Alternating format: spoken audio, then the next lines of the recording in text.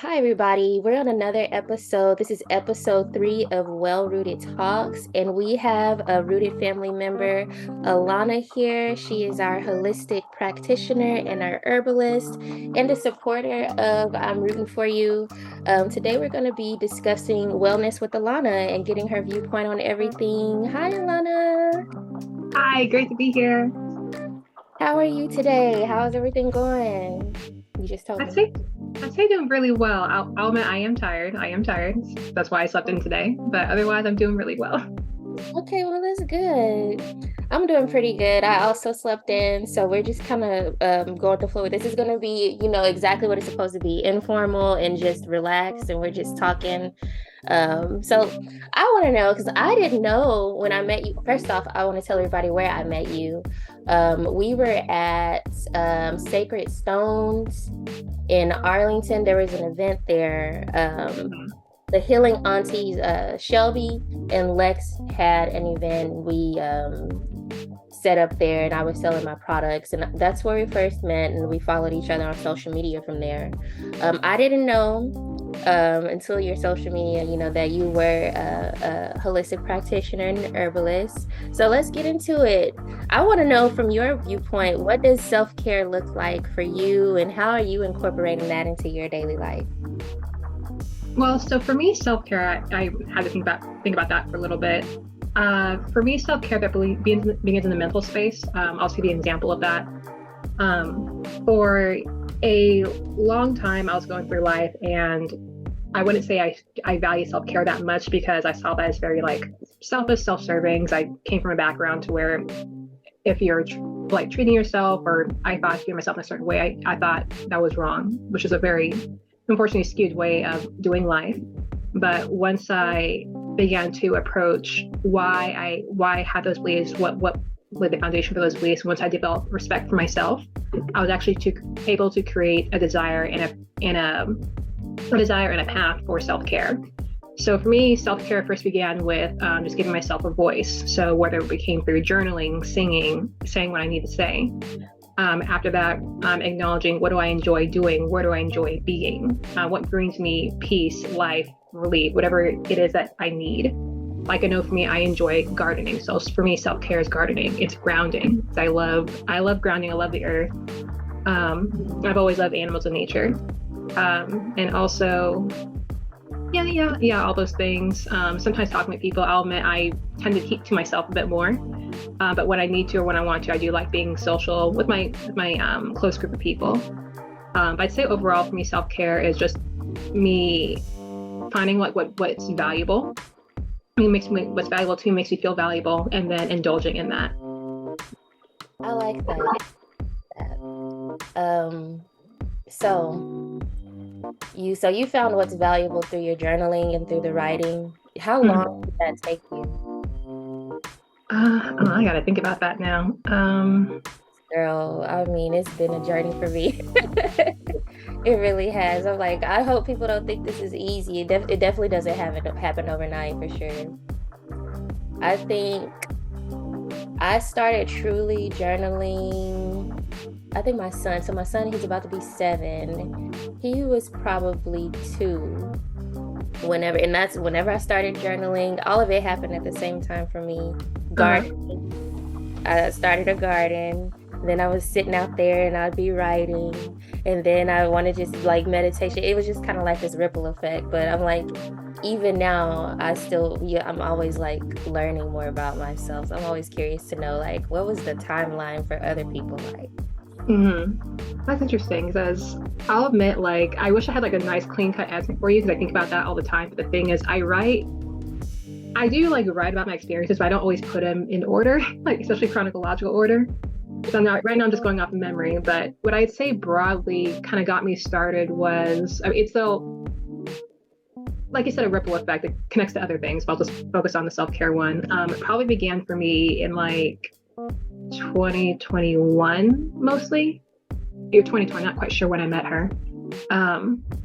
But 2021, I went through a very hard period for my health. I mean, I had health problems prior to that, beginning 2020. But 2020, when I did I have my doctor yet? I was connected with my friend's cousin. So to give you a background, my friend's cousin, she is, I guess I said like just to generalize it, psychic. She's a lot of things. We'll just generalize it as psychic. And then connecting with her and through sessions with her, I can become more aware of different areas of my life, especially areas of my heart that needed more attention. So especially when it came to romantic relationships, mental health life, and apparently things were getting really dire. And moving into 2021, that's when basically my spiritual team wanted me to really just stop and pause what I was doing, because things are going really, really bad downhill. Not irreversibly, but it would be very bad unless I took a detour from what I was doing. So at that time, I took time for shadow work, and then even more journaling. I would journal. I've been journaling since I was a teenager, but as far as journaling focused on like shadow work, what I'm dealing with, what I'm facing, even things I don't want to face, that really began in 2021. From there, just with greater self-awareness and becoming more aware of my own accountability and my own ability to change things, that's what gave me the freedom desire to change other parts of my life. So as far as gardening, one of the things I learned about gardening was actually through my sessions with the psychic. Her name is Anterica. I learned that my ancestors were herbalists, to put it very generally. They did other stuff too, but they were herbalists. But learning about the plants and spending time with plants, I'm still floored by how healing that is for me even now. Because it helped me process what I was learning through my shadow work, as well as it let me learn more about like my background. I mean, it let me see plant work and working with plants and herbs as like my work and not just something to do, not just to grow food. This is something I enjoy doing. This is what my people do. So it kind of gives life through that. So I hope that answers your question. I realize I feel like I went on a tangent, but I hope I was mostly on path of what you asked. I have another question for you because I'm a plant mama. Okay, so this is my thing. I do better with like fruits and vegetables versus indoor plants. And I've killed quite a few. Like when I first started, I'm so serious because I was keeping my son during the day, and I'm like, he needs to do something else other than looking at a screen. And when we're outside we can play around, but I want to show him, because I worked at like juice bars and all of these natural stores and been in the community. I used to live in Kansas City, and I would meet people, and they're adults, and they're like, I've never even had a cucumber. Or I would be talking to kids and they weren't making the connection of where food was a plant. You know what I mean? They were just like, it comes from the grocery store. Yeah. So I just took it upon myself. Like I need to teach my son something. So I literally, the little dollar owl at Target, I got the cherry tomato seeds. They had some type of hybrid there. I was like, I'm gonna just get this and see what happens. When I tell you, I had the fabric grow bags, like some 3-pound wool. Oh, okay. So I started with that, and I had these beautiful cherry tomatoes, and they were like determinate, not the indeterminate variety, so they didn't get like super big, or you know what I mean, but they were just cute little cherry tomato bushes. That's all it took. Like I literally started with that, then I was doing peppers, strawberries, onions. I've literally grown just about everything, and I did it all in grow bags. But it was just like this escape, because it was a dark time in my life, and there was times where I didn't even want to be in the house, you know what I mean? So I spent a lot of time outside, and that there is a spiritual connection to plants, and you being able to appreciate the circle of life and just all of that. So I'm glad you said that. I'm glad you said that. And I didn't know, I saw you, what were you growing? You were selling the seedlings. Was it squash? Yes, butternut squash. So for that one was kind of like a lazy gardening. It was definitely lazy. It wasn't intentional, because I bought like a squash from some store, probably Kroger or something, and I hadn't cooked it or done anything with it. So I opened it one day. I was like, okay, let's see if it's still good. And I saw seeds like germinated. I was like, it's been that long. Okay. So I was like, well, I mean, they're still good, so I'll just plant them. So I did. So I actually have some more growing in the backyard right now. And then when you saw me selling them, I was just saying like, hey, I've got too much. I can't fit them in the garden. Who wants some? So I'll be able to give some to some folks.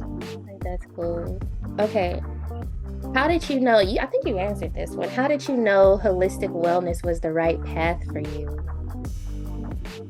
Yeah, so yeah, so it was everything's kind of bunched together, but um I know it was the best path for me because oh sorry, I first told you about Anterica and the readings. Yeah, okay. So it began there with my sessions with Anterica, learning about myself, my people, and things to get involved with. And I think what would probably really help solidify for me was just walking through the process of trusting, okay, let's work with basil. I hear basil's pretty easy to grow. Oh my gosh, I mean, it does grow everywhere like mint, but it is pretty easy to grow. But it's amazing how well it grows, how good it tastes. And that definitely grew my confidence as far as, oh, when I actually apply myself to something, I can actually do it. Because on a side note, I also have struggled a lot with confidence in myself with a lot of things. So seeing something succeed was very big for me. Seeing myself succeed with plants, herbs, and also being consistent with my own spiritual process that let me, in addition to just my own studies when it came to understanding the link between like emotion and physical health, and also personal experimentation with herbs. So I'll give you an example. Back in, I think it was 2020, either 2020 2021, I was experimenting with burdock root because I was having health crisis that began in 2020, like for my skin, and I was basically what happened was not when I get like a cut, scrape, bite, the wounds would not heal. They might take months or years to heal, but sometimes they would reopen. So it was a constant cycle of my skin not being healed. I feel really bad about myself, low self-esteem. I want to die of an infection, and at the point, I can't afford a doctor. So I'm researching herbs as much as I can. I learned about burdock root, and I learned about how I could take it either internally or externally. So I experimented with both. So I knew that the liver was responsible for a whole lot of things, but especially the skin health, skin integrity.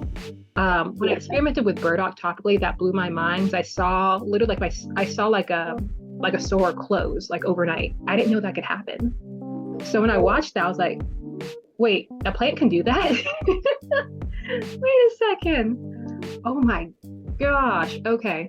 And of course, that led into learning about like, well, the right potency, things like that, but also the liver when it came to emotions, any other body organs when it comes to overall spiritual and mental health. So through those instances, that has definitely made me more confident as far as holistic medicine, as well as combining that with my own spirituality and my own emotional health.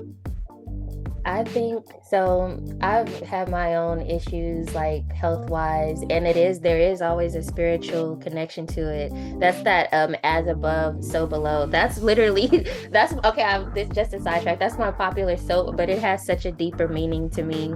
It's just like having that balance and realizing, okay, I'm feeling this way physically, but what else is going on? And how, because so I noticed like sometimes if I was around certain people or I would be angry, like I would have stomach issues. Do you know what I mean? Or if it was just like that. So there are things that I had to try. There are classes that I took, but having that openness and that willingness, because I see so many people, they're scared to try new things. You know what I mean? They're like, I don't know, or they just want to stick to what they're used to. But you have to realize you have to be, I mean, what are you going to do? What do you call that? Insanity? Where you keep doing the same thing, expecting different results.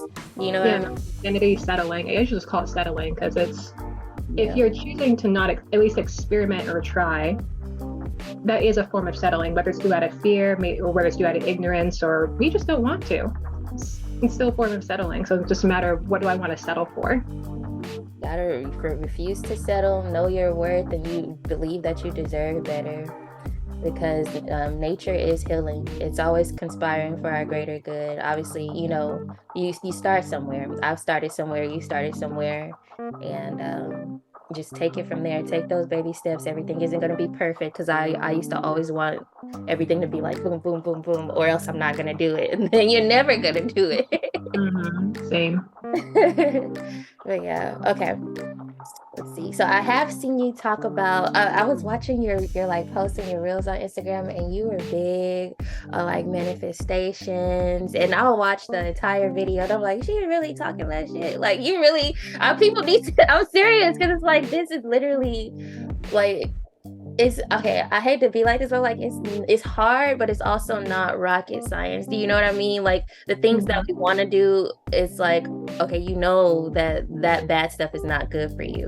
But when you first make that decision in your head that I'm gonna do it, like I don't know, I'll give you an example, like eating fast food or eating something like junk food all the time. Like, yes, we have cravings, but like walking past that cookie and picking an apple, walking past that cookie and picking an apple is like a big deal. So let's talk about it. Let's talk about your Yeah. manifestation and like let's just talk about it. I'm sorry, he was knocking on my door, this kid looking for my son. I was just like, is he here? That's He will funny. literally beat on the door for 5 minutes and like kick. Anyway, go ahead. That's funny. It brings me flashbacks of childhood. That's like a funny. So as far as manifestation, you can just kind of guide me where you want me to go because you can tell I can go on tangents. But anyway, um, as far as manifestation, I'll admit I was one of those people that didn't understand it. Like coming from I'll say coming at least for the Christian background that I grew up in, I do understand a bit about like believing without seeing, calling things in existence, things like that. But I'll admit the way I look at manifestation right now versus how I looked at it from that mindset that I grew up in has totally shifted because what really changed the game for me was number one, believing in myself as someone that could create something someone that could create something good and actually I have the power to do that. It's not just this outside force. I can actually do that. I had to first believe that. And then next it was staying aware and accountable to like my own thoughts, my own feelings towards what is it that I want to create. Because another thing I had to learn about when it came to manifestation is that you can create things that you do want, but also things that you actually don't want. But it's about the weight of your focus and where you're applying that energy. Like I said before, first things first was believing myself, believing I had the power to do these things, believing I was worthy of having these good things. So I'll just go to the example, probably one of the videos you saw about my sister, not my sister, my job. But I'll bring up my sister in a little bit because I forgot to bring up another story that happened that same week. Totally forgot about it. But the job example, and for everyone that isn't aware of this, so last month I made a video about how I manifested this job opportunity. And how it all worked was very interesting because I had been applying for jobs probably like the past 2 months, just based upon like some news in my family. And I had to move with urgency. And I didn't see anything coming through and I was kind of panicking. And as you know, like when you panic, have anxiety, that emotional energy can actually work against you and not actually for you if you actually want to have this new job to happen. I mean, granted, things happen. We don't always feel good about something. It's natural. But as far as like how much time I spent upon that emotion, that really made me change my focus as far as, do I believe I can actually get this job? Do I actually deserve this job? If I do believe I deserve this job, what can I apply? What can I do to make this happen? So what happened for me in that example was becoming aware of what I had done so far as applying for jobs, being a worker, things like that, becoming aware of what I could do, couldn't do, as well as rethinking, okay, if I have this goal, what other ways can I meet this goal? And overall maintain the focus that I deserve this job.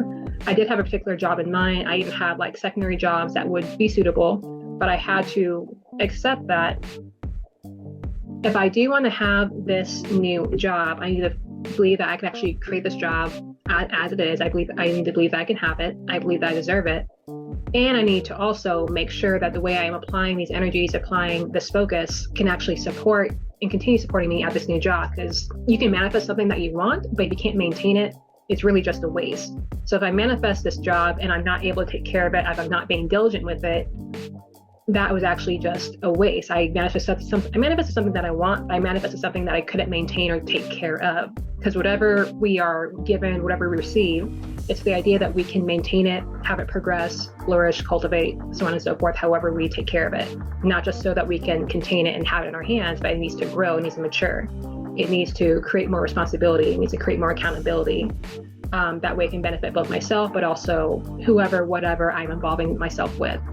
So once I had that mindset, and once I was settled with that in my heart, I felt I felt physically, probably first, like my whole being changed. I'm a very visceral, like physical person. So a lot of like emotions, thoughts, I feel my body first before I may have like a cognitive thought of like, oh, that's for blah, blah, blah. I felt a literal shift in my body. That this whole thing happened in my car. I was about to go shopping. I was sitting in my car when this whole thing happened. I saw like not only I saw like potential jobs I could apply to. I saw like alternatives. I saw a path to how I was going to use these jobs to support my holistic business. And it shifted because I stopped looking, it shifted because it made me stop looking at the job as like just like having this goal. I was able to see this job as a goal that really feeds into all these other goals I actually care about. Like I care about my holistic business. I care about having my own house. I care about having the freedom to travel. And so having that shift blew my mind absolutely that day. And I think it was either the next day or a few days after that, I got an email from a job recruiter from a company I'd never heard about, the company I work for right now. But they're a Medicare insurance company. The role was actually something I was looking for. The starting pay was actually exactly what I was looking for because I need the starting pay. I'll be moving soon. And thankfully out of that, I was able to get the job the following week. And I actually have one more story, if I can tell you one more story that I forgot to post on there. Okay, so, and this story happened the week that I was hired, actually. So this is, probably the week after I was emailed by the recruiter, same week I was hired. So my little sister, Kellen, her birthday was on September 20th. Yeah, September 20th. And she was planning like a family dinner, like for her birthday. So we're all planning that. I have a sister named Jasmine back in California. She was wanted to come out to Texas to come see Kellen for her birthday, but she wanted to surprise her. Now, I had no idea about that she wanted to travel. I had no idea she wanted to come. But to give you an idea what happened, I got my job offer for the job on a Wednesday. And then because my sister's birthday was going to be a few days later, I planned to go on my sister's birthday. And a few days after, on that Friday before her birthday, I planned on having like another job interview. Just I like to have like contingencies just in case I was going to have another job interview for a different job. So I requested time off at my job I had then to just have it open. And my excuse was my sister is traveling. But mind you, I didn't know my sister was traveling at all. I just had an excuse that like my sister was going to be traveling, so I need this time off so I can do what I need to do. But really, I just wanted to do the interview. Thursday night comes. Thursday night, my sister Jessica texts me, "Hey, Jasmine's coming for Kellen's birthday. Are you going to be free?" And so I'm sitting there in my room. I'm thinking like, did I not manifest this? Did I not know that she was coming? A part of you knew subconsciously. I mean, I'm not surprised because things like that would happen to me even before I became more conscious and aware of my own powers and my own like abilities. But things would just happen. I just kind of accepted like, oh, I'm just eavesdropping in the spirit. That's apparently I'm just eavesdropping. So it was like, I must be eavesdropping real hard because I knew she was coming. That's cool. Oh, let's talk about that. Let's talk about that really quick. You bring up an important point. People, we're powerful, even if we don't know it. Do you know what I mean? Our thoughts, like just to speak on the manifestations really quick, your thoughts are manifestations. You are a manifestation. Even before you existed, somebody was thinking about you. You know what I mean? Mm-hmm. Like, there's power in that. Even the thoughts that we think are feelings, so this is why I'm always preaching, like it's important to surround yourself with the right people and have yourself in the right environment, because it can be detrimental at times. But I too have had some experiences where it's like I know somebody's looking out for me, or like maybe it's my future self. You know what I mean? Like looking out for me, like, Jasmine, I know you don't know this part of you yet, but we're still a part of you and we're still helping you. And it's a crazy thing. There's some stories we could go back and forth trading stories, but that's what it's like. It's nice to have those affirmations in life of, okay, I am doing the right thing or I am on the right path, and I need to keep going, and the universe is always conspiring for our greater good. So, okay, you mentioned your psychic a couple of times. How long have you been going to her again? I think since 2020. I don't think 2021. I think 2020, like fall 2020. That's good. I have never, okay, I do have a mentor. She is a psychic, but we like work together on a lot of things. She's always pushing me to like, you already know the answer to this. I don't even know why, so it's like I stop. I start doing the work before I go to her. But I think it's cool that you mentioned that because you don't hear too many people like talking about that anymore. I don't know, it's nice, it's refreshing. Let's talk about what you have going on with the business. I forgot we changed that. What are your plans for November? So for everyone, I have a holistic business. It's called Phoenix Intentional Health. So with that, so as I said before, I'm a herbalist and holistic practitioner. Starting in November, I'm going to be selling what are called bath teas. So what a bath tea is, so essentially think of it like you can think of it as like a regular old tea. Even something like this is actually rose right here. You can actually use teas medicinally, not just on the inside of your body, but on the outside of your body. I suggest this a lot, especially for people like myself that have skin issues, or maybe you're trying to alleviate yourself from any like stress, anxiety, depression. Maybe you just need some me time. But I will start selling bath teas starting next month, as well as your like regular drinking teas. And then later on, actually meal plans, dietary plans as well. Because one of the things I have learned when it comes, because you actually mentioned it before when you talk about where you're from, how people didn't even know how to eat in a cucumber, or weren't aware of the connection between like what they eat, the land, but also like how they eat, how it affects like their minds and their health, even health issues that they're not aware of.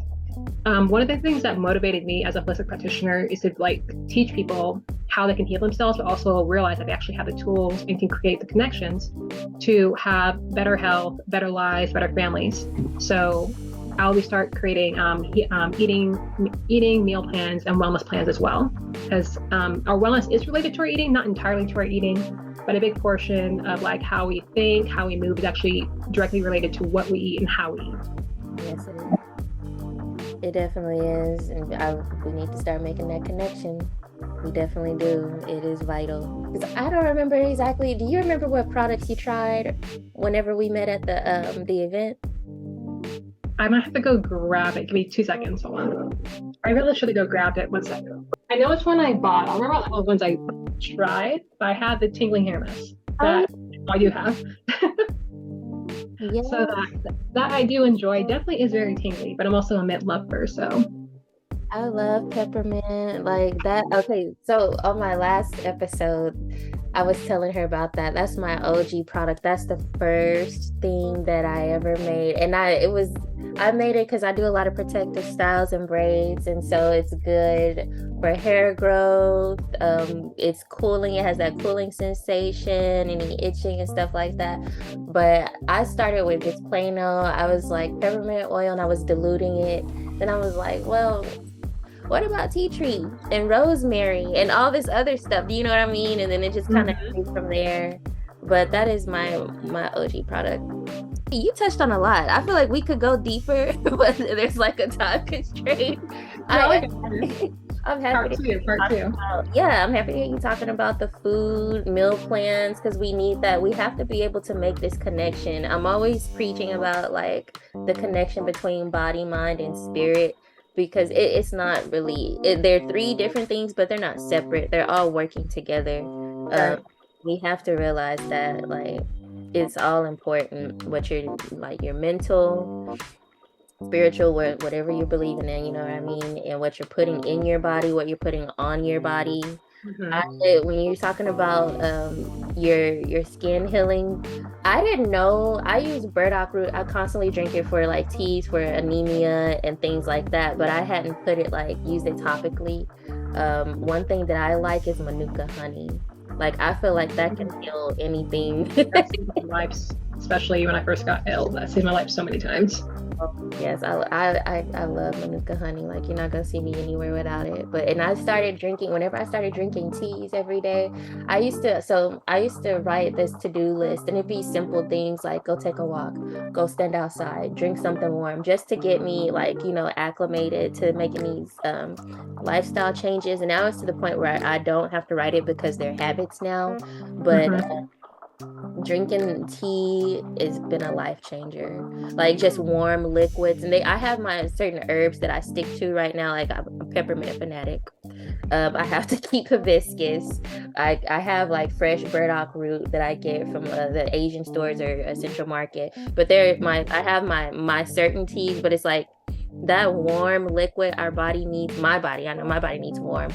I've had to learning my body and paying attention to things, Mm-hmm. Yeah. having that awareness is life changing because people usually think that holistic self-care has to break the pockets. Do you know what I mean? Yeah. And that's not the case. Mm-hmm. It's not the case. Like, and it doesn't, you can start anywhere. It's not going to be perfect. And that's the beauty of this, because I remember when I didn't know shit. I just was like trying something, and I hadn't really gotten deep into the books or anything. I didn't know the names. Do you know what I'm saying? For what I was doing, or I made a tincture. Do you know what I mean? Or I didn't know this, but I had done. So it was just like, I was that, what do you call that? Intuition. I think that's what it is. Like you made like a tincture by accident? How'd you do that? So it was, I knew like, okay, watching my granny, stuff like that, how she would have made vanilla and, like vanilla extracts. Well, I'm going to soak this in this alcohol and I'm going to have some drops. Like I had this willow bark and gin. So I didn't use like what do you call it, Everclear or some grain alcohol, but I used a strong gin, and I had my willow bark in there. Willow bark is good for pain relief. It's the plant that they modeled aspirin around, but I didn't want to take aspirin anymore. So doing stuff like that, and I would just put a little bit in my tea, and it's just kind of like, oh, okay, like I was doing the things, but I didn't know, this was years ago, I didn't know the like the technical names about it. Oh, wow. Okay. So that's where it's just like, and that's my ancestors, they were helping me. Do you see what I'm saying? Me listening, actually listening, and sometimes that requires sitting in silence. That requires, so it's just kind of like that, me being able to take care of myself really just started from sitting down and writing, pen and paper. It's not going out and spending all this money and doing all this stuff. Maybe you'll get there, I don't know, but it starts from, it doesn't take a whole lot to start. Okay, really quick, let me stop talking.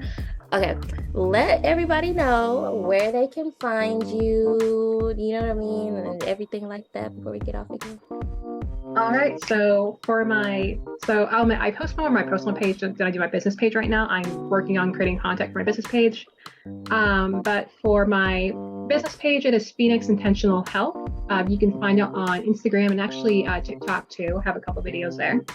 I don't have a YouTube yet, but I'm working on that. Website is in the works right now.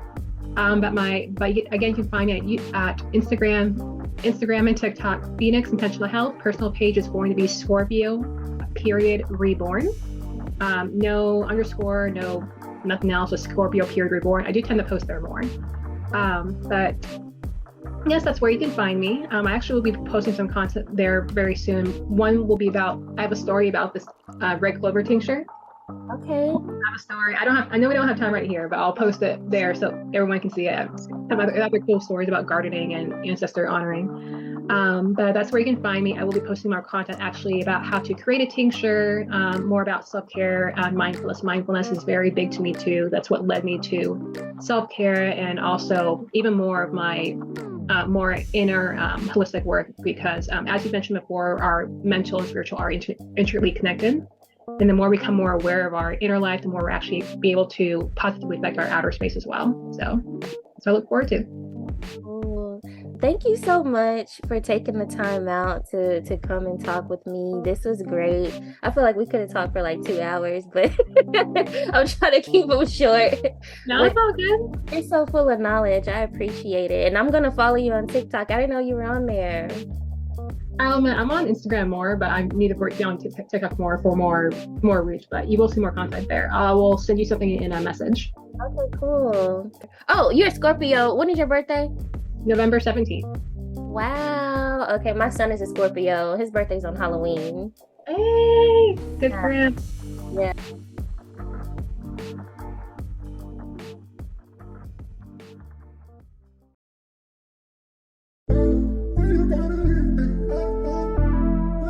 Welcome back. Okay, pause. I be doing my own hair. I be doing my braids.